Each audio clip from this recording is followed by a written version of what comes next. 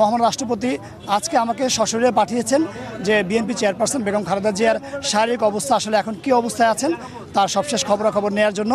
এবং মহামান্য রাষ্ট্রপতি আরও বলেছেন যে যাতে বেগম জিয়ার চিকিৎসা সেখানে কী ধরনের চিকিৎসা হচ্ছে এবং তারা আসলে উনার অবস্থাটা কি এটা জানার জন্যই উনি আমাকে পাঠিয়েছেন। ডক্টর জাহিদ সাহেবকে জিজ্ঞেস করেছিলাম মহামান্য রাষ্ট্রপতির রেফারেন্সেই, মহামান্য রাষ্ট্রপতির কথার সূত্র ধরেই জানতে চেয়েছিলাম যে কী অবস্থা।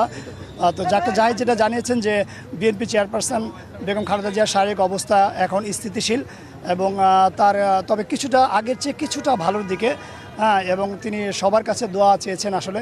এবং মহামান্য রাষ্ট্রপতি যে গতকালকে বিবৃতি দিয়েছেন তার জন্য দোয়া চেয়েছেন, পাশাপাশি আমাদেরকে খোঁজখবর নিতে বলেছেন এবং তিনি নিজেও টেলিফোন করেছেন, এই জন্য তিনি মহামান্য রাষ্ট্রপতিকে ধন্যবাদ জানিয়েছেন।